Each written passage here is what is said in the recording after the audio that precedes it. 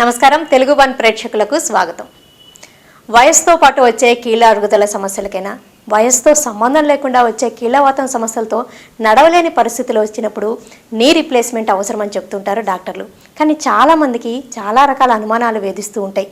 ఈ knee replacement అయ్యాక అసలు నడవగలుగుతామా లేదా, ఎన్ని రోజులు పడుతుంది, పోస్ట్ ఆప్ కేర్ ఎలా ఉండాలి, ఫిజియోథెరపీ ఎప్పుడు చేయించుకోవాలి, ఈ నీ రీప్లేస్మెంట్లో ఎలాంటి ఆధునికతలు ఉన్నాయి, ఇలాంటి అనుమానాలు ఏ డాక్టర్ని చూస్ చేసుకోవాలి, ఇలాంటి ప్రశ్నలు వేధిస్తూ ఉంటాయి. అందుకే వీటన్నిటికీ సమాధానాలు ఇవ్వడానికి యశోద హాస్పిటల్స్ ప్రముఖ knee replacement surgeon doctor Akhil దాడి గారు మనతో ఉన్నారు. ఆయన అడిగి మరిన్ని వివరాలు తెలుసుకుందాం. Hello sir, welcome to the show. ఈ నీ రీప్లేస్మెంట్ అసలు అవసరమయ్యే సందర్భాలు ఒక్కసారి చెప్పండి. నీ రీప్లేస్మెంట్ అనేది మోకాళ్ళ అరుగుదల, వాళ్ళకి కీళ్ళవాతం వల్లైనా లేదా వాళ్ళకి వయసు పైపట్టడం వల్ల అరుగుదలకు వచ్చే ఈ రెండు ముఖ్యమైన కారణాల వల్ల నీ రీప్లేస్మెంట్ చేయించుకోమని చెప్తాం. అయితే పేషెంట్కి నొప్పి అనేది కనీసం 6 నెలలు లేదా సంవత్సరం నుంచి ఉండాలి. అది రోజు ఉండాలి, ఒక కంటిన్యూస్ నొప్పి ఉండాలి. ఆ మోకాళ్ళ నొప్పి వల్ల వాళ్ళు ఒక 200-300 అడుగులు కూడా నడవలేరు. అంటే వాళ్ళు కొంచెం ఇంట్లో కూడా కష్టపడుతూ నడుస్తారు, బయటికి వెళ్ళటానికి చాలా కష్టపడతారు. ఈ నొప్పి వల్ల ఒక్కొక్కసారి రాత్రి నిద్ర కూడా పట్టదు. ఒక ఇంట్లో ఒక మెట్టు కానీ ఒక గట్టు కానీ దాటడానికి కూడా కష్టపడతారు. ఆ ఎముక అంతా అరిగిపోయి ఉంటుందంటే జాయింట్, ఒక మెట్టు కానీ ఒక గట్టు కానీ దాటడం కష్టపడతారు. అలాగే ఇంట్లో కానీ బయటికి కానీ వెళ్ళినప్పుడు మెట్లు ఎక్కి దిగటానికి చాలా కష్టపడతారు. వీళ్ళు అన్ని రకాలైన వైద్యాలు ట్రై చేసి ఏది పనిచేయట్లేదు. వీళ్ళలో చాలామందికి నొప్పి తగ్గే ట్యాబ్లెట్ రోజు వేసుకోవాల్సిన పరిస్థితి అయినా ఉంటుంది, లేదా ఒకవేళ ఇప్పుడు ఆ నొప్పి ట్యాబ్లెట్ వేసుకున్నా కూడా అది పని చేయని పరిస్థితి అయినా ఉంటుంది. అంటే మీ దగ్గరకు వచ్చినప్పుడు ఇలా బాధపడుతూ వాళ్ళకి ఫస్ట్ మెడిసిన్స్తో ట్రై చేసి అప్పుడు ఆపరేషన్ గురించి ఆలోచిస్తారా, లేదు స్ట్రైట్ ఫార్వర్డ్ సర్జరీనే అనుకుంటూ ఉంటారు? ఒకవేళ మేము కన్విన్స్ అయ్యాము అంటే వాళ్ళు మా దగ్గర మొదటిసారి వచ్చినా కూడా మేము వీళ్ళు చాలా కాలం నుంచి బాధపడుతున్నారు, ఎక్స్రేలో వాళ్ళు చెప్పినవి మనం ఇందాక అనుకునేవి అన్నీ ఉన్నాయి అంటే ఇంకా వాళ్ళు చేయించుకోవడమే మంచిదని నిర్ణయిస్తే ఫస్ట్ టైం చూసినా సరే చేయించుకోమని చెప్తాం. ఒకవేళ ఇంకొంచెం టైం ఉంది, ఇంకోసారి ట్రై చేయొచ్చు, ఒక 2-3 నెలలు మందులతో ట్రై చేద్దాం అమ్మ, చూద్దాం మాకు కూడా మీ పరిస్థితి అర్థమవుద్ది అని మేము అనుకుంటే ఇంకొంచెం టైం ఇస్తాం. ఓకే, ఈ నీ రీప్లేస్మెంట్కి కానీ జాయింట్ రీప్లేస్మెంట్కి కానీ మీ దగ్గరకు వచ్చినప్పుడు ఇబ్బంది పడుతూ వాళ్ళకి ఈ సర్జరీ చేయాలన్న ఆలోచన అంటే వాళ్ళ ఏజ్ ఫ్యాక్టర్తో చూస్తారా, నొప్పి తీవ్రతని పరిగణలోకి తీసుకుంటారా? నొప్పి తీవ్రతని పరిగణనలో తీసుకుంటాం. ఇంతకు ముందు ఏజ్ని పరిగణనలో తీసుకునే వాళ్ళం. అయితే భారతదేశంలో చూసింది ఏంటంటే 40 నుంచి 50-55 మధ్య కూడా చాలామంది ఆడవాళ్ళు ఈ కీళ్ళవాతంతో బాధపడుతూ ఉంటారు. వాళ్ళు అసలు ఇక్కడి నుంచి ఆ డోర్ అవతలు కూడా నడవలేరు. వాళ్ళు మా బయట అవుట్ పేషెంట్ నుంచి మా రూమ్ దాకా వచ్చేటప్పుడు వాళ్ళు నడవలేరు, వీల్ చైర్లో ఉంటారు. సో వాళ్ళకు కూడా చేయాల్సిన పరిస్థితి వస్తుంది. అలాగే 50 నుంచి 55 మధ్య చాలామంది ఆడవాళ్ళకు కూడా మోకాళ్ళు అరుగుతూ ఉంటాయి పూర్తిగా అరిగి. వాళ్ళు కూడా అంతే, మా వయసు వల్ల అరిగిపోయినా వాళ్ళు బయట నుంచి మా దగ్గరకు రాలేరు. అలాంటి వాళ్ళకి చేయించుకోమని చెప్తాం మేము. అంటే మోస్ట్లీ రుమటాయిడ్ ఆర్థరైటిస్ కీళ్ళ వాతానికి చిన్న ఏజ్లో చేయడం జరుగుతూ ఉంటుంది. అవును. ఓకే, అంటే ఎక్కువగా నీ రీప్లేస్మెంట్ ఈ కీళ్ళ వాతం రుమటాయిడ్ ఆర్థరైటిస్ జరుగుతుందా, ఆస్టియో ఆర్థరైటిస్కి వయసుతో పాటు వచ్చే కీళ్ళ నొప్పులకి జరుగుతూ ఉంటుందా? వయసుతో వచ్చే కీళ్ళ నొప్పులకి ఆస్టియో ఆర్థరైటిస్కి ఎక్కువ జరుగుతూ ఉంటుంది. 100 మంది పేషెంట్లలో 70 మంది 65 మంది ఆస్టియో ఆర్థరైటిస్ వల్ల చేయించుకునే వాళ్ళు ఉంటారు. 30-35 మంది ఈ రుమటాయిడ్ ఆర్థరైటిస్ కీళ్ళవాతం వల్ల చేయించుకునేవాళ్ళు. ఈ కీళ్ళ అరుగుదల సమస్యలకి అనేక రకాల కారణాలు ఉంటాయి అంటారు కదండి. సోరియాటిక్ ఆర్థరైటిస్ అని ఎన్నో రకాల ఇన్ఫెక్షన్స్ వల్ల వచ్చేవి. వీటన్నిటికి కూడా నీ రీప్లేస్మెంట్ కానీ లేదా ఎనీ జాయింట్ రీప్లేస్మెంట్ కానీ జరగడం జరుగుతూ ఉంటుందా? ఇన్ఫెక్టివ్ ఆర్థరైటిస్ ఏదే అనేది చాలా కొద్ది మందికి వస్తుంది. ఇన్ఫెక్టివ్ ఆర్థరైటిస్ ఎవరికైతే ఇన్ఫెక్షన్ వల్ల మోకాళ్ళు అరిగినాయో వాళ్ళలో నీ రీప్లేస్మెంట్ చేయము. మిగతా ఒక సోరియాటిక్ ఆర్థరైటిస్, ఒక రియాక్టివ్ ఆర్థరైటిస్, ఒక యాంకైలోజింగ్ స్పాండిలైటిస్, ఇవన్నీ కూడా దాదాపు ఒక కీళ్ళవాతమే. పేర్లు వేరు కొంచెం కారణాలు అటు ఇటు, కానీ అల్టిమేట్లీ ఇవన్నీ ఒక పెద్ద అంబ్రెల్లా, రుమటాయిడ్ ఆర్థరైటిస్ కీళ్ళవాతం అనే అంబ్రెల్లా కిందే దీన్ని వేసి వీళ్ళందరికీ మాత్రం నీ రీప్లేస్మెంట్ ఏ నేమ్తో ఉన్నా కానీ వాళ్ళు పేషెంట్ ఇబ్బంది పడుతున్నప్పుడు, అస్సలు మొబిలిటీ లేనప్పుడు సర్జరీ సజెస్ట్ చేస్తూ ఉంటారు. అబ్సల్యూట్.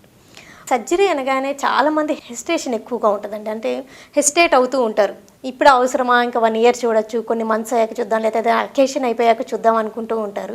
మరి వాళ్ళకి మీరేం చెప్తారు? హెజిటేషన్ అనేది ఇప్పుడు బాగా తగ్గిందండి. 10 ఏళ్ల క్రితం 11 ఏళ్ల క్రితం మేము ఎప్పుడైతే ఈ నీ రీప్లేస్మెంట్ చేయడం మొదలు పెట్టామో చాలా హెజిటేషన్ ఉండేది. ఇప్పుడు హెజిటేషన్ అనేది చాలా మటుకు తగ్గింది. ఎందుకంటే పక్కన ఉన్న వాళ్ళని, చుట్టాలని, రిలేటివ్స్ని లేదా పక్కింటి వాళ్ళని, వాళ్ళని వీళ్ళని చూసి వీళ్ళు చాలా బాగుపడ్డారు, మనం చేయించుకోవాలి అనే హెజిటేషన్ చాలా మటుకు తగ్గింది. ఇప్పుడు కూడా హెజిటేషన్ ఉంది. అయితే ఎవరి దాకా వాళ్ళకి రాగానే ఎక్కువగా ఆలోచిస్తారు. అంటే తర్వాత ఆపరేషన్ అయ్యాక ఇంత మాత్రం నడవగలుగుతామా, ఆపరేషన్ అయ్యాక ఇంకా ఎలాగ ఉంటుంది, ఇంకా కాంప్లికేషన్స్ ఎక్కువ అవుతాయా, అసలే నాకు బీపీ ఉంది, షుగర్ ఉందని ఇలాగ ఆలోచించే వాళ్ళు కూడా ఎక్కువగా ఉంటారు. కరెక్ట్.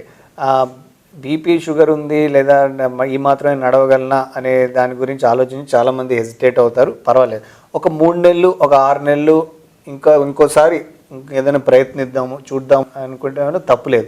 అయితే మాకు వచ్చిన ప్రాబ్లం ఏంటంటే, ప్రత్యేకంగా భారతదేశంలో ఆల్రెడీ వాళ్ళు మా దగ్గరికి వచ్చేటప్పటికే చాలా లేట్ స్టేజెస్లో వస్తారంటే చాలా వంకరగా, ఆ ఎముక అసలు ఎంత అరిగిపోయి ఉంటుందంటే ఆ ఎక్స్రే చూస్తే ఎన్ని ఎక్స్రేలు అలా చూసినా మేము భయపడుతూనే ఉంటాం.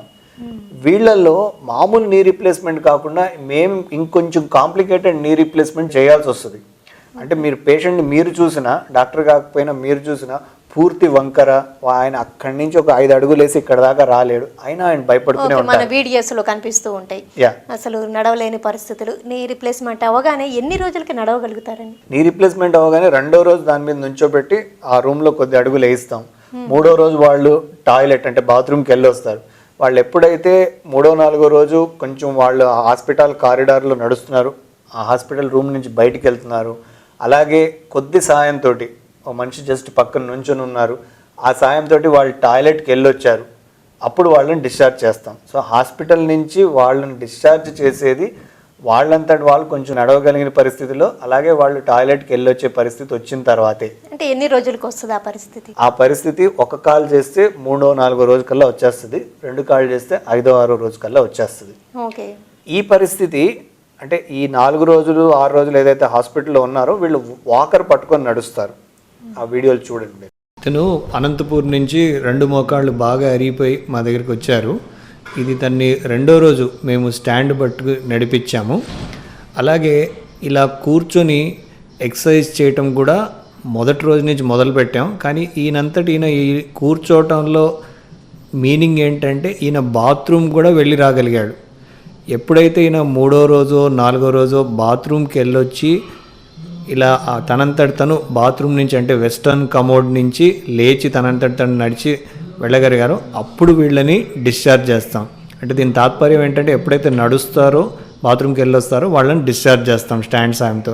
ఇతను ఇంకొక 2 అడుగులు ముందున్నాడు కాబట్టి ఇన్ని మెట్లు కూడా ఎక్కించాం హాస్పిటల్లో ఉండగానే. కానీ చాలామంది మెట్లు ఎక్కి దిగడం అనేది 10-15 రోజుల తర్వాతే చేయగలరు. ఈయన కొంచెం నొప్పి లేకుండా చాలా బాగా రికవర్ అయ్యారు కాబట్టి ఈయన మెట్లెక్కి దిగటం 3వ రోజే చేశాడు. కొన్నాళ్ళు ఈ వాకర్ ఒక 10-15 రోజులు, మ్యాక్సిమం ఒక 20 రోజులు ఆ వాకర్ పట్టుకొని నడుస్తారు. దాని తర్వాత వాళ్ళకి ఇంకా ఈ స్టాండ్ నాకు అవసరం లేదని అర్థమైపోయి స్టాండ్ లేకుండా నడుస్తారు. సో మనిషిని బట్టి అది 10 రోజులకి స్టాండ్ వదిలేస్తారా, 20 రోజులకి వదిలేస్తారా ఉంటుంది. ఏదేమైనా సరే 20-25 రోజులకి వాళ్ళ స్టాండ్ వదిలేసి ఇంట్లో కనీసం నడుస్తారు. మాక్సిమం 1 మంత్ లో వాళ్ళ నార్మల్ లైఫ్ లీడ్ చేయగలుగుతారు. నార్మల్ అంటే ముందు అసలు నడవలేని పరిస్థితి కాబట్టి ఇప్పుడు వాళ్ళ ఇంట్లో అంతా నడుస్తారు, మెట్లెక్కి దిగటం మొదలు పెడతారు.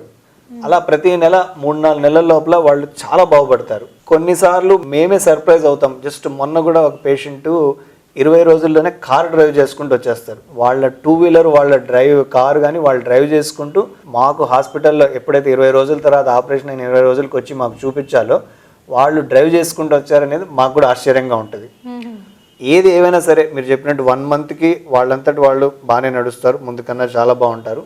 ఒక 3rd, 4th మంత్కి అసలు ముందున్న పరిస్థితికి ఇప్పుడు వాళ్ళు నడిచే పరిస్థితికి అసలు పోలిక లేకుండా ఉంటుంది. ఓకే, ఎందుకంటే ఆల్రెడీ చాలా క్రిటికల్గా చాలా ఇబ్బంది పడే స్టేజ్లోంచి వస్తారు కాబట్టి వాళ్ళకి చాలా రిలీఫ్గా, చాలా చేంజ్, లైఫ్లో ఒక చేంజ్ కనిపిస్తుంది. అందుకే మనం ఎవరైతే పేషెంట్ని సెలెక్ట్ చేస్తామో వాళ్ళు బాగా బాధపడి దాదాపు నడవలేని పరిస్థితిలో ఉన్న పేషెంట్ని సెలెక్ట్ చేస్తాం. నీ రీప్లేస్మెంట్ జరిగినప్పుడు మెడిసిన్స్ ఎంతకాలం వాడాలి, డైటరీ చేంజెస్ ఏమన్నా ఉంటాయా?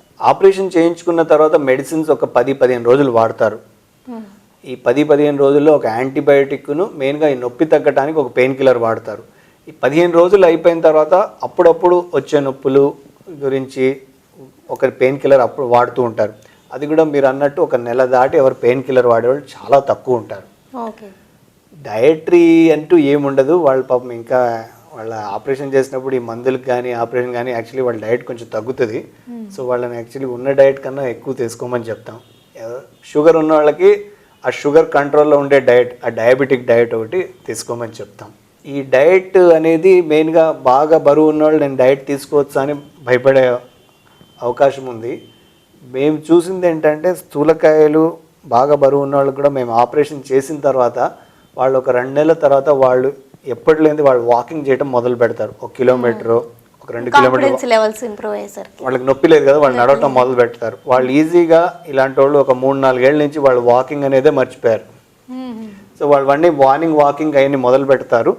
దానివల్ల వాళ్ళు బరువు తగ్గుతారు. చాలామంది పేషెంట్లు ఒక 6 నెలల్లో ఒక 7-8 కేజీస్ తగ్గిన వాళ్ళు చాలామంది ఉన్నారు. ఎందుకంటే వాళ్ళ మార్నింగ్ వాకింగ్ మొదలు పెట్టారు, వాళ్ళ లైఫ్లో మళ్ళీ యాక్టివిటీ వచ్చింది. ఈ నీ రీప్లేస్మెంట్లో లేటెస్ట్ డెవలప్మెంట్స్ ఎలాంటివి వచ్చాయండి? అంటే సర్జరీ చేసే పద్ధతిలో కానీ లోపల పెట్టే ఇంప్లాంట్స్ కానీ వీటిలో ఎలాంటి చేంజెస్, ఇంప్రూవ్మెంట్స్ వచ్చాయి? సర్జరీ చేసే పద్ధతుల్లో కూడా చాలా ఇంప్రూవ్మెంట్స్ వచ్చినాయి. కొంతమంది నావిగేషన్ అంటే కంప్యూటర్ వాడుతూ ఈ ఆపరేషన్ చేస్తారు. ఫర్ ఎగ్జాంపుల్ మేము కూడా కంప్యూటర్ వాడుతున్నాము. ఇండియాలో ఇది చాలా ఇంపార్టెంట్, ఎందుకంటే బాగా వంకరతో వస్తారు కాబట్టి ప్రతి స్టెప్పులో కంప్యూటర్ మనకి ఇది ఎంత కట్ చేయాలి, ఈ ఇంప్లాంట్ ఎలా పెట్టాలి అనేది కరెక్ట్గా చెప్తూ ఉంటుంది. సో కంప్యూటర్ మనం తప్పు చేయకుండా అలాగే వంకరైన కాల్ని పూర్తి సరిగా చేయడానికి కంప్యూటర్ చాలా గైడ్ చేస్తుంది. ఎంత ఫోల్డ్ కాబోతుంది మోకాలు ఆపరేషన్ తర్వాత అనేది కూడా కంప్యూటర్ చెప్తుంది. సో చాలా విషయాలు కంప్యూటర్ చెప్తుంది. అలాగే సర్జరీ చేసేటప్పుడు 1 మిల్లీమీటరు 2 మిల్లీమీటర్లు లేదా 1 డిగ్రీ 2 డిగ్రీ తప్పు జరగకుండా కూడా కంప్యూటర్ డాక్టర్తో సహకరిస్తుంది. పేషెంట్కి ఇది లైఫ్ ముందు అన్ని ఫీడ్ చేస్తాం. ప్రతి మోకాలు ఎలా అరిగిపోయింది అనేది డిఫరెంట్గా ఉంటుంది కదా. అవునండి, బోన్ స్ట్రక్చర్ డిఫరెంట్గా ఉంటుంది. ఇన్ఫ్యాక్ట్ ఒకే మనిషిలో కుడికాలు ఎడమ మోకాలు కూడా బోన్ స్ట్రక్చర్ చాలా డిఫరెంట్గా ఉంటుంది. సో ఫస్ట్ ఒక ఆపరేషన్ కంప్యూటర్తో చేసేటప్పుడు ఒక 10 నిమిషాలు ఆ మోకాలు ఎలా ఉంది, ఎలా అరిగిపోయింది, ఆ కాలు ఎంత వంకరు ఉన్నది అనేది ఆ కంప్యూటర్లోకి ఫీడ్ అవుతూ ఉంటుంది. ఈ కంప్యూటర్ గైడెడ్ నీ రీప్లేస్మెంట్ వల్ల అంటే వాళ్ళకి యాక్యురేట్గా ఉండడం, ఇంకా త్వరగా వాళ్ళు నడవడం, మొబిలిటీ ఎక్కువ అవడం ఇవన్నీ ఉంటాయా? డెఫినెట్గా ఉంటుంది. వేరంటే తక్కువ ఉంటుంది, ఆ నీ రీప్లేస్మెంట్ ఎక్కువ కాలం వస్తుంది. ఈ ఇంప్లాంట్స్లో ఎలాంటి డెవలప్మెంట్స్ ఉన్నాయి? ఇంప్లాంట్స్లో డెవలప్మెంట్స్ ఒకటేంటంటే మనం 15-20 ఏళ్ళు నుంచి కూడా అమెరికాలో అనుకోండి, యూరోప్లో అనుకోండి, ఒక 20 ఏళ్ళ పైన నుంచి కూడా నీ రీప్లేస్మెంట్లో ఫిక్స్డ్ బేరింగ్ అని చేస్తున్నాం. ఫిక్స్డ్ బేరింగ్లో ఏమవుతుందంటే మోకాల్ రీప్లేస్మెంట్లో మనం పాడైపోయిన గుజ్జు తీసేసి దాని బదులు ఈ మెటల్ వేస్తాం. ఇది తొడ ఎముక వైపు, ఓకే, పైన ఇది కాలు వైపు. ఈ పాడైపోయిన గుజ్జు బదులు ఈ మెటల్ వస్తుంది. అలాగే ఈ కింద పాడైపోయిన గుజ్జు బదులు ఈ మెటల్ వస్తుంది. ఈ రెండిటి మధ్య ఒక వాషర్ వస్తుంది. ఇది ప్లాస్టిక్. ఒక 20-25 ఏళ్ళ నుంచి ప్రపంచం అంటుంది ఇది ఫిక్స్డ్ బేరింగ్, అంటే ఇది దీనికి ఫిక్స్ అయిపోయింది, ఇది కదలదు. ఓన్లీ మీ పై ఈ తొడ ఎముక పార్ట్ మాత్రం కదులుతుంది. ఇది మన మోకాలు మడవటం, చాపటం నేను చూపించేది మీకు. ఇది ఒక మెయిన్ పార్ట్, ఇది ఫిక్స్డ్ బేరింగ్ అంటారు. కానీ కొంతమంది మీరు చెప్పినట్టు యంగ్గా ఉన్నవాళ్ళు అంటే 40-50 ఉన్నవాళ్ళకి ఇంకా కొంచెం ఎక్కువ కాలం ఈ జాయింట్ వస్తే బాగుంటుందని వాళ్ళలో రొటేటింగ్ ప్లాట్ఫామ్ చేస్తాం. ఓకే, దీనిలో ఇదేమో ఫిక్స్డ్గా ఉంది, ఈ తెల్లది వాషర్ ఫిక్స్డ్గా ఉంది. ఇందులో ఏమో వాషరు ఫ్రీగా రొటేట్ అవుతుంది. దానివల్ల అంటే వాళ్ళు చాలా యాంగిల్స్లో మూవ్ అవ్వగలుగుతారు. అంటే దీనివల్ల మెయిన్గా ఏంటంటే దీని మీద ఉన్న స్ట్రెస్సెస్ తగ్గుతాయి. ఈ వాషర్కి దీనికి మధ్య ఉన్న స్ట్రెస్సెస్ తగ్గుతాయి కాబట్టి ఇది ఎక్కువ కాలం వస్తుంది. కానీ ఇది ప్రతి ఒక్కళ్ళు చేయలేము, ఎందుకంటే ఇది ఆపరేషన్ చేయడం కొంచెం జాగ్రత్తగాను ఓన్లీ ఫ్యూ పీపుల్కి చేస్తాం. అందరిలో ఇది చేయడం కూడా కష్టమే. కాబట్టి అలా యంగ్గా ఉన్న వాళ్ళలో రొటేటింగ్ ప్లాట్ఫామ్ చేయటం, 50-60 దాటిన వాళ్ళలో ఏ నీ అయినా ఆపరేషన్ కరెక్ట్గా చేస్తే అదొక 20-25 ఏళ్ళు వస్తుంది. ఈ రెండు అయితే ఇంకా దీంట్లో ఆధునికతలు ఏంటంటే కొంతమందికి వాళ్ళు మెటల్ ఎలర్జీ ఉంటుంది, లేకపోతే గోల్డ్కి ఎలర్జీ ఉంటుంది, కొంతమందికి స్కిన్ ఎలర్జీస్ ఉంటాయి, ఎనీ ఎలర్జీ ఉండొచ్చు. వాళ్ళలో ఈ మెటల్కి ఎలర్జీ వస్తుందని ఒక భయం ఉంటుంది. అయితే ఇప్పుడు ఆ ఎలర్జీ రాకుండా ఒక ఆల్టర్నేట్ సర్ఫేస్ నీస్ అని వస్తున్నాయి. ఇన్ఫ్యాక్ట్ నా దగ్గర ఉన్న ఈ మోడల్ ఒక ఆల్టర్నేట్ సర్ఫేస్. ఇందులో మీరు చూసారంటే ఇది గోల్డెన్ కలర్లో ఉంది. ఇందులో ఒక 5 మెటల్స్ తర్వాత జిర్కోనియం అనేది ఇవన్నీ యాడ్ చేసి ఈ మెటల్కి ఎలర్జీ రాకుండా వాళ్ళు చేశారు, యాంటీ ఎలర్జిక్ని. కానీ ఇది కూడా ఎవరికైతే ఎలర్జీస్ ఉన్నాయో వాళ్ళల్లోనే వాడతాం, కాస్ట్లీని అందరిలో వాడాల్సిన అవసరం లేదు. ఎవరికైతే ఎలర్జీస్ ఉన్నాయో వాళ్ళలోనే వాడతాం. ఇలాగా నీ రీప్లేస్మెంట్ చేయించుకున్నాక, ఇంప్లాంట్స్ పెట్టించుకున్నాక, అంటే వాళ్ళు కనుక నొప్పి తొలి దశలో ఉన్నప్పుడు లేదా కొంచెం ప్రాబ్లంగా ఉన్నప్పుడే వస్తే పార్షియల్గా చేయడం, తీవ్రంగా ఉంటే టోటల్ నీ రీప్లేస్మెంట్ చేయడం, అలాగే ఏమన్నా ఉంటుందా? అవునండి, ఉంది. పార్షియల్ నీ రీప్లేస్మెంట్ అనేది ఓన్లీ ఒకవైపు అరిగిపోతే, అంటే మనకి జాయింట్లో 3 వైపులు ఉంటాయి, 3 మేజర్ పార్ట్స్ ఉంటాయి. ఓన్లీ ఒకవైపు అరిగితే పార్షియల్ నీ రీప్లేస్మెంట్ చేస్తారు. అయితే ఇండియాలో మన దేశంలో చూసింది ఏంటంటే, మేమందరం ఆ అరుగుదల ఆ స్టేజ్లో ఉన్నప్పుడు మా దగ్గరికి వచ్చేవాళ్ళు తక్కువ. అలాగే అరుగుదల ప్యాటర్న్ అలా జరగదు, ఓన్లీ ఒకవైపే అరిగే ప్యాటర్న్ ఇండియన్స్లో జరగట్లేదు. కాబట్టి పార్షియల్ రీప్లేస్మెంట్ అనేది ఇండియాలో జరగట్లేదు, టోటల్ నీ రీప్లేస్మెంటే జరుగుతుంది. ఈ నీ రీప్లేస్మెంట్ అయ్యాక వాళ్ళకి రిహాబిలిటేషన్ ఎలా ఉంటుందండి? ఫిజియోథెరపీ కానీ ఇవన్నీ ఏ రోజు నుంచి స్టార్ట్ అవుతాయి, ఎలా ఉంటుంది? ఆపరేషన్ చేసిన రోజు వాళ్ళు పెద్దగా ఏం లేదు, జస్ట్ ఆ పాదం కొంచెం ఆడిస్తారు, కొంచెం కాలు అటు ఇటు అంటారు. నెక్స్ట్ డే మార్నింగ్ మాత్రం ఒక కాలు చేసినా 2 కాళ్ళు చేసినా వాళ్ళని ఇలా మంచం మీద తిరగబెట్టి, మనం ఎలాగైతే ఇప్పుడు కుర్చీ మీద కూర్చున్నామో ఇలా కూర్చోబెట్టి ఆ మోకాలు అనేది చాపటం మడవడం ఎక్సర్సైజ్ అనేది ఒక కాలు చేసినా 2 కాళ్ళు చేసినా ఇమీడియట్ నెక్స్ట్ డే మార్నింగ్ అంటే 24 గంటల లోపల వాళ్ళకి స్టార్ట్ చేస్తాం. ఆ వీడియో కూడా మీరు చూడండి. అమ్మా ఇలా కూర్చోండి, అంటే మంచం దిగటానికి ముందు ఇలా తిరిగి కూర్చొని 2 కాళ్ళకి ఎక్సర్సైజ్ మొదలు పెడతారు. ఈ మంచం చివరన ఇలా వచ్చి రండి, ముందుకు రండి. రైట్, ఇది ఆపరేషన్ చేసిన గాయం.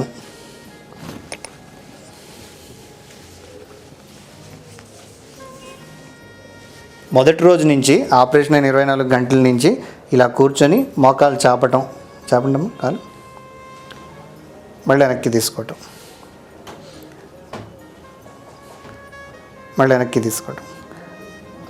అలాగా.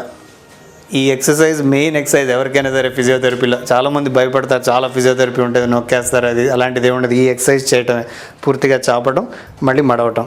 అలాగే 2వ రోజు లేదా 3వ రోజు వాళ్ళ నొప్పి పూర్తిగా తగ్గిన తర్వాత, సాధారణంగా అందరూ 2వ రోజు నొప్పి బాగా తగ్గిపోద్ది, వాళ్ళు దిగి నడవటం మొదలు పెడతారు. మామూలుగా వాకర్ సాయంతో దిగుతారు. కొంతమంది తనలాగా 10 రోజుల లోపలనే ఎవరిని పట్టుకోకుండా కూడా నడుస్తారు.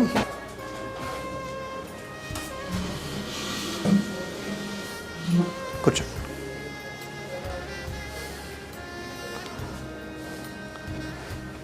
కూర్చునేటప్పుడు కొంచెం నొప్పి ఉంటుంది, కానీ ఇలా కూర్చోవడానికి వచ్చిన వాళ్ళకి బాత్రూమ్ కూడా వెళ్ళి వాళ్ళ బాత్రూమ్ యాక్టివిటీస్ కూడా చేయగలరు. అంటే టాయిలెట్కి వెళ్ళటం వచ్చిన తర్వాతే ఇంటికి పంపడం అనేది జరుగుతుంది, లేదంటే ఇంట్లో మనకి టాయిలెట్ వెళ్ళటం రావడం రాకపోతే కష్టం అవుద్ది. సో హాస్పిటల్లో ఉన్న 4వ రోజు 5వ రోజు కల్లా ఇలా టాయిలెట్కి వెళ్ళటం రావడం జరిగిన తర్వాతనే డిశ్చార్జ్ చేస్తాం. ఈ క్రమం ఇలా ఉంటుంది అనమాట. 2వ రోజు నుంచి ఎక్సర్సైజ్ చేయటం, 3వ రోజు కల్లా నడిపించడం, 4వ రోజు బాత్రూమ్ వెళ్ళటం, 5వ రోజు డిశ్చార్జ్ అవ్వటం. సాధారణంగా అందరూ ఈ క్రమం ప్రకారం అవుతారు. ఇంటికి వెళ్ళిన తర్వాత కూడా పెద్ద ఫిజియోథెరపీ ఏం అవసరం, ఇలాగే కుర్చీ మీద మంచం మీద కూర్చొని మళ్ళీ మెయిన్ ఈ కాలు చాపటం, మళ్ళీ అదే కాలు మడవటం, ఎక్సర్సైజ్ చేయటమే.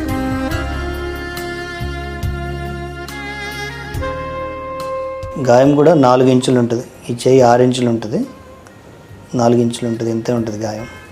ఈ కుట్లు కూడా లోపలేసే కుట్లు. సో ఒక 10 రోజుల తర్వాత, ఆపరేషన్ అయిన 10 రోజుల తర్వాత మీరు స్నానం చేయొచ్చు దీని మీద. ఈ శుక్రవారం కదా, వచ్చే శుక్రవారము దీని మీద స్నానం చేసేయచ్చు.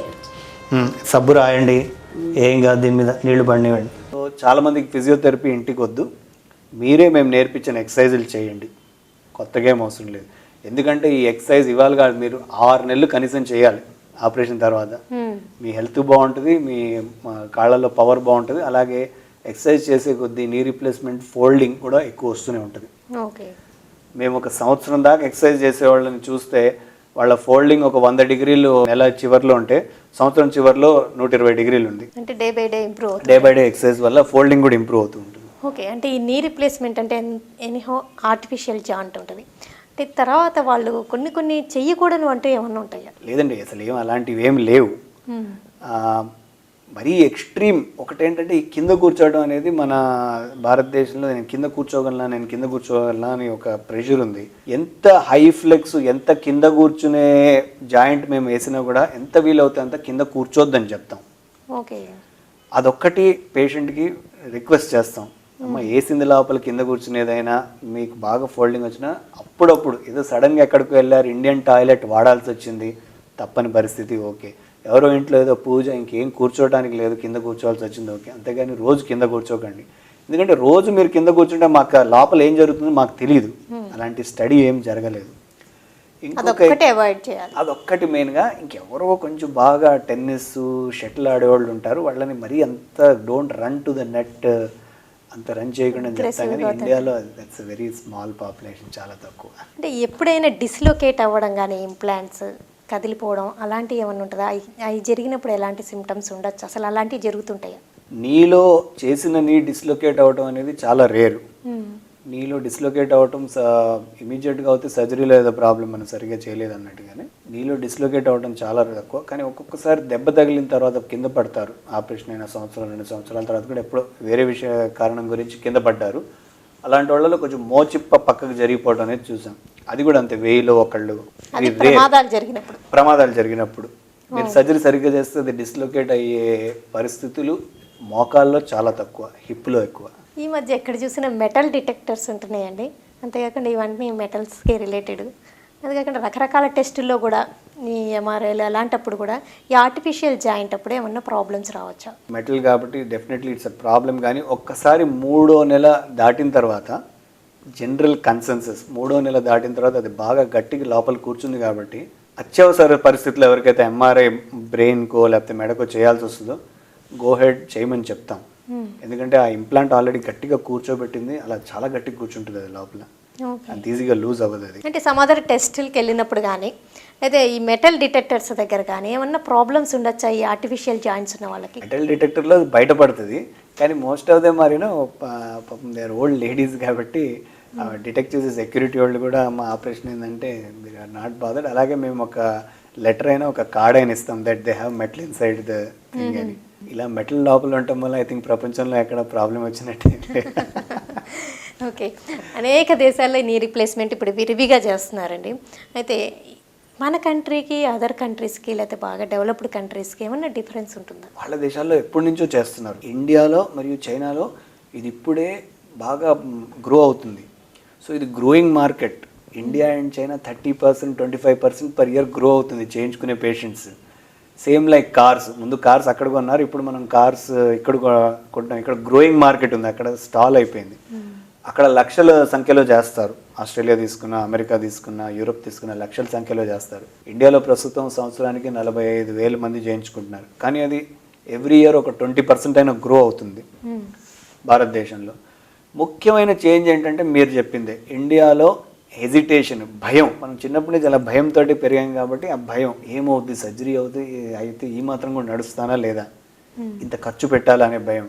వాళ్ళలో కంప్లీట్ డిఫరెంట్. పేషెంట్ వచ్చి డాక్టర్ని I'm suffering from knee pain, I think I need knee replacement, I know all the complications. అంటే అపార్ట్ ఫ్రమ్ పేషెంట్ యాటిట్యూడ్ కానీ చేసే టెక్నిక్లో కానీ లేకపోతే డెవలప్మెంట్ టెక్నాలజీ కానీ వీటిలో ఏమన్నా తేడాలు ఉండొచ్చా? లేదు, పెద్ద తేడాలు ఏం లేవు. కొన్ని సెంటర్స్ మనవే ఇంకా వాళ్ళకన్నా బెటర్ ఉంటాయని నాకు అనిపిస్తుంది. బట్ ఆన్ ద హోల్ పెద్ద తేడాలు ఏం లేవు. వాళ్ళు ఆపరేషన్ అలాగే చేస్తారు, మనము అలాగే చేస్తాము. లోపల వాడే పరికరాలు సేమ్ థింగ్, సేమ్ ఇంప్లాంట్స్ అక్కడ సేమే, ఇంకా ఇక్కడ సేమే. మనం చాలా అదృష్టవంతులు, ఎందుకంటే వాళ్ళకి పాపం 4-5 రెట్లు ఎక్కువ డబ్బులు కడతారు ఆ ఇంప్లాంట్కి. మనకి సబ్సిడీలో వస్తుంది, 1/4లో వస్తుంది. మనకి ఇండియాకి చైనాకి సబ్సిడీలో వస్తాయి, కానీ ఇంప్లాంట్లో తేడా లేదు. అక్కడ తయారు చేసే టెక్నిక్ కానీ వీటిలో కూడా ఏం తేడా లేదు. ఇంకా మనమే ఇంకా డెవలప్డ్గా ఉన్నాం. కొన్ని సెంటర్స్ మనవే ఇంకా వాళ్ళకన్నా బాగుంటాయి అనిపిస్తుంది. But on the whole. Doctor Akhil గారు, ఈ నీ రీప్లేస్మెంట్స్ ఒబేసిటీతో బాధపడే వాళ్ళలో ఎక్కువ అవ్వడం, అయితే ఒబేసిటీ వాళ్ళకి నీ రీప్లేస్మెంట్ జరిగినప్పుడు రికవరీ కొంచెం లేట్ కావడం, ఇలాంటి సమస్యలు ఏమన్నా ఉంటాయా? ఒబేసిటీ వాళ్ళు ఎక్కువ నీ రీప్లేస్మెంట్ చేయించుకోవడం అనేది తప్పు. ఒబేస్ ఉన్న వాళ్ళకి కూడా వస్తుంది, నీ ప్రాబ్లమ్స్ వస్తే చేయించుకుంటారు. మేము కూడా ఇంతకుముందు భయపడేవాళ్ళం, ఏమైనా ఇంత ఒబీస్ ఉన్నారు, ఆపరేషన్ అయిన తర్వాత లేస్తారు, ఎక్సర్సైజ్ చేస్తారు అనేది. యూ విల్ బి సర్ప్రైజ్డ్ అండి. They are so cooperative and they are one of the best patients. వాళ్ళు నెక్స్ట్ డే 24 అవర్స్లో లేస్తారు, ఎక్సర్సైజ్ చేస్తారు, వాళ్ళు వాకింగ్ చేస్తారు, మోటివేషన్ వచ్చేస్తుంది. వాళ్ళకి మోటివేషన్ ఉంది, వాళ్ళకి వచ్చేస్తుంది. అంటే చేంజ్ కనిపించేసరికి పెయిన్ అది తగ్గడం వల్ల. అంటే మనం ఏమనుకుంటామంటే స్థూలకాయలకి పెద్ద మోటివేషన్ లైఫ్లో ఉండదు అనుకుంటాం, అది తప్పు. వాళ్ళకి చాలా మోటివేషన్ ఉంటుంది. అంటే అధిక బరువు ఒకటి one of the reason for osteo arthritis అంటుంటారు కదా, కీళ్ళ అరుగుదల అధిక బరువు ఉన్న వాళ్ళలో ఎక్కువగా జరుగుతుంది అంటారు కదా. ఒక కారణం, ఎన్నో కారణాలు ఉన్నాయి మోకాళ్ళ అరుగుదలకి. కానీ సన్నగా ఉన్న వాళ్ళలో కీళ్ళ అరుగుదల కానీ ఆస్టియో ఆర్థరైటిస్ రాదని అట్లా ఏమి లేదు. లేదు, అలాంటి మేము ఆపరేషన్ చేసే వాళ్ళు చాలా మంది సన్నగానే ఉన్నారు. స్థూలకాయల కన్నా సన్నగా ఉన్న వాళ్ళకి చాలా మందికి ఆపరేషన్స్ జరుగుతూ ఉంటాం. డెఫినెట్గా స్థూలకాయల కన్నా సన్నగా ఉన్న వాళ్ళకి ఆపరేషన్స్ చేసే నంబర్స్ మా దగ్గర ఎక్కువ ఉన్నాయి. సో చాలా కారణాలు ఉన్నాయి మోకాలు అరిగిపోవడానికి. స్థూలకాయం, ఒబేసిటీ అనేది ఒక కారణం అంతే. ఈ రెండు మోకాళ్ళకి సర్జరీ చేయాల్సిన సందర్భాల్లో 1 by 1 చేస్తే కన్వీనియంట్ అంటారా, రెండు ఒకటేసారి చేయించుకోవడం బెటరా? ఫారిన్లో చాలా చోట్ల 1 by 1 చేస్తారు. ఇంతకుముందు 1 by 1 చేయటం చాలా మటుకు మంచిది అని. కానీ ఇండియాలో చాలా పరిస్థితుల వల్ల, చాలా కారణాల వల్ల రెండు ఒకేసారి చేయటం అనేది మొదలుపెట్టాం. సో మా దగ్గర ఇప్పుడు ఆల్మోస్ట్ ఈక్వల్ నెంబర్ ఆఫ్ రెండు కాళ్ళు చేసి ఒకేసారి చేసిన వాళ్ళు, విడివిడిగా చేసిన వాళ్ళు ఉన్నారు. ఆ రెండు కాళ్ళు ఒకేసారి ఒకవేళ డాక్టర్లు అన్ని జాగ్రత్తలు తీసుకొని పేషెంట్ దగ్గర నుంచి అన్ని జాగ్రత్తగా చూసుకొని చేస్తే రెండు కాళ్ళు ఒకేసారి చేయడంలో పెద్ద ప్రాబ్లమ్స్ చూడటం అనేది మేము ఇప్పుడు చూడలేదు. కాబట్టి ఎవరికైతే మేము చూసి వీళ్ళు తట్టుకుంటారు ఆపరేషను, వీళ్ళు ఆపరేషన్ అయిన తర్వాత ఎక్సర్సైజులు బాగా చేస్తారు, పెద్దగా హెల్త్ ప్రాబ్లమ్స్ లేవన్న వాళ్ళకి రెండు ఒకేసారి చేస్తున్నాం. ఈ నీ రీప్లేస్మెంట్ తర్వాత పెయిన్ మేనేజ్మెంట్ అనేది ఒక ఇంపార్టెంట్ ఆస్పెక్ట్. తర్వాత మీరు సజెస్ట్ చేస్తారు, పెయిన్ తగ్గించడానికి మెడిసిన్స్ ఇస్తారు, లేకపోతే స్లోగా వాళ్ళు రికవర్ అవ్వడానికి ఫిజియోథెరపీ అన్నీ చేస్తారు. అలా పెయినే కాకుండా సమ్ అదర్ కాంప్లికేషన్స్ ఏమన్నా వచ్చే రిస్క్ ఉంటుందా? డెఫినెట్గా ఏ ఆపరేషన్లో అయినా కాంప్లికేషన్స్ వచ్చే ప్రాబ్లం ఉంటుంది. మనం ఏ ఆపరేషన్ చేసినా ఇన్ఫెక్షన్ అంటే చీమ్ పట్టే అవకాశం ఉంది. నీ రీప్లేస్మెంట్లో ఒకవేళ ఇన్ఫెక్షన్ వస్తే మీరు ఎన్ని జాగ్రత్తలు తీసుకున్నా సరే ఎవరికో ఒకరికి వస్తుంది. ప్రపంచం అంతటా ఈ 200లో ఒకరికి వచ్చే స్టాటిస్టిక్స్ ఉన్నాయి. మన దగ్గర కూడా ప్రస్తుతం 400, 300లో ఒకరికి వస్తున్నామంటున్నా. కానీ పోనీ ఒకవేళ 200లో ఒకరికి వస్తుంది అనుకున్నా కూడా ఇన్ఫెక్షన్ వస్తే మాత్రం నీ రీప్లేస్మెంట్లో చాలా ప్రాబ్లం. ఇన్ఫ్యాక్ట్ మొదటి నెల, రెండో నెల దాకా, చివరి దాకా మేము పేషెంట్లో చూసేదల్లా ఇన్ఫెక్షన్ వచ్చిందా ఇదే చూస్తుంటాం. ఎందుకంటే మిగతా అన్ని వాళ్ళు రికవర్ అవుతారు. ఈ ఇన్ఫెక్షన్ ఒకవేళ వస్తే ఎవరికైతే వచ్చిందో దురదృష్టకరంగా కొంతమందికి వాళ్ళలో యాంటీబయాటిక్ అనేది ఇంకొంచెం పొడిగించి వేసుకుంటే తగ్గుతుంది. కానీ కొంతమందిలో మొత్తం చేసిన ఆపరేషన్ మళ్ళీ తిరిగి ఓపెన్ చేసి క్లీన్ చేసి అవసరమైతే లోపలేసిన ఇంప్లాంట్స్ తీసేసి ఇంకోసారి ఆపరేషన్ చేయాల్సిన పరిస్థితి మాకు కానీ పేషెంట్ కానీ నచ్చని ఒక పరిస్థితి. ఎప్పుడైనా ఈ బాడీలో అంటే ఫారిన్ బాడీస్, ఇవి ఆర్టిఫిషియల్ జాయింట్స్ అనేవి, అవి మన బాడీ వాటిని రిజెక్ట్ చేయడం అనేది కూడా ఉండొచ్చా? అవును, అదొక కారణం ఉండొచ్చు. అయితే మేము చూసింది కూడా ఏంటంటే ఇన్ఫెక్షన్ వచ్చేది అందరిలో ఆపరేషన్ చేసిన వాళ్ళు కొద్దిగా ఇన్ఫెక్షన్ వస్తుంది, వాళ్ళకి యాంటీబయాటిక్ వాళ్ళ రెసిస్టెన్స్ వల్ల తగ్గిపోతుంది. ఎవరిలో అయితే తగ్గట్లేదో వాళ్ళలో ఉన్న ఇమ్యూనిటీ రెసిస్టెన్స్ తక్కువ ఉండటం వల్ల వాళ్ళకి ఇన్ఫెక్షన్ అనేది అలా ప్రొలాంగ్ అవుతుంది. సో దాన్ని మనం ఒక ఎలర్జిక్ రియాక్షన్గా చూస్తున్నాం. ఇన్ఫెక్షన్ ఒక రియాక్షన్గా వాళ్ళల్లో చూస్తాం. అంటే మోకాలకి సంబంధించిన సమస్యలు లేదా ఇన్ఫెక్షన్, పెయిన్ ఇవే కాకుండా some other body parts effect అవ్వడం కానీ, ఒక్కొక్కసారి ఎంబాలిజం అని అలాంటివి అంటారు, అవి ఎంతవరకు ఉంటాయి? ఎంబాలిజం అనేది మీకు ఫస్ట్ మీరు హాస్పిటల్లో ఉండగా వస్తుంది. ఎంబాలిజం అంటే ఏం లేదు, మీకు ఒక రక్త నరంలో ఒక రక్తం గడ్డ కట్టింది, ఆ గడ్డ అక్కడి నుంచి పోయి మీకు గుండెలో కానీ, ఊపిరితిత్తుల్లో కానీ లేదా బ్రెయిన్లో కానీ లాడ్జ్ అయ్యి ప్రాబ్లమ్స్ కాజ్ చేస్తుంది. That is embolism. ఎంబాలిజం అనేది నీ రీప్లేస్మెంట్లో ప్రత్యేకంగా ఇండియాలో చాలా తక్కువ, హిప్ రీప్లేస్మెంట్లో ఎక్కువ చూస్తాం. ఇండియన్ మనం వేడ్ మనకి embolism is very less, abroad ఎక్కువ. థ్రాంబో ఎంబాలిజం ఈజ్ మోర్ అక్కడ. ఓకే, ఎవరైనా అదర్ కంట్రీస్ నుంచి లేకపోతే మన ఇండియాలో ఉండే వాళ్ళే ఎన్ఆర్ఐస్ కానీ ఎవరైనా అక్కడికి బదులు ఇక్కడికి వచ్చి చేయించుకుంటామంటే మీరేం సజెస్ట్ చేస్తారు? తప్పకుండా ఆల్రెడీ జరుగుతున్నదే, పెద్ద ఎత్తున కాదు కానీ చాలామంది ఫారిన్ కంట్రీస్ నుంచి వచ్చి ఇక్కడ చేయించుకుంటారు. ఎవరికైతే అక్కడ ఇన్సూరెన్స్ లేదో వాళ్ళు వచ్చి ఇక్కడ చేయించుకుంటారు. వాళ్ళు చాలా తక్కువ కాస్ట్కి ప్రాబబ్లీ ఎక్కువ కేర్ తోటి ఇక్కడ జరుగుతుంది కాబట్టి వాళ్ళు చాలా హ్యాపీ. అంటే క్లోజ్ రిలేటివ్స్ అటెన్షన్ కూడా ఉంటుంది కాబట్టి మేము కూడా కొంచెం అటెన్షన్ ఎక్కువ ఇస్తాం కదా వాళ్ళు బయట నుంచి వచ్చారని. డాక్టర్ అఖిల్ గారు, ఆన్ ది హోల్ అసలు ఈ నీ రిప్లేస్మెంట్ కానీ joint replacement surgery success rate 100% అంటారు? ఈ ఇన్ఫెక్షను, కొంతమందికి కొద్దిగా పెయిన్ ఉండిపోవటం, కొంచెం డిస్సాటిస్ఫైడ్గా ఉంటాం, ఇవన్నీ చూస్తే 98-99% అంటాం success rate, which is the highest for any surgery. ఏ సర్జరీకి ఒక 98% సక్సెస్ రేట్ లేదు. వినటానికి ఆశ్చర్యంగా ఉన్నా it is the most successful surgery. మనం ఇండియాలో ఎంత భయపడతాం. ఓకేనండి డాక్టర్ అఖిల్ గారు, మోకాలు నొప్పులు కానీ లేకపోతే కీళ్ళ నొప్పులు కానివ్వండి, నడవడం ఇబ్బంది అయిపోయి మొబిలిటీ తక్కువైన వాళ్ళు అలాగ జీవితాంతం ఇబ్బంది పడాల్సిన పరిస్థితి లేదని ఎంతో సక్సెస్ఫుల్గా జరుగుతున్న నీ రీప్లేస్మెంట్స్ని నిర్భయంగా చేయించుకొని క్వాలిటీ ఆఫ్ లైఫ్ని లీడ్ చేస్తూ ఇంకా ఆత్మవిశ్వాసాన్ని పెంపొందించుకొని వాళ్ళు ఇంకా ముందు ముందు ఇంకా హెల్తీగా తయారయ్యవచ్చని ఈ నీ రీప్లేస్మెంట్లో జరుగుతున్న అడ్వాన్స్డ్ టెక్నిక్స్ కానీ ఇంప్లాంట్స్ గురించి కానీ వివరాలు అందించినందుకు థ్యాంక్స్ అండి. Thanks for coming for this show. Thank you.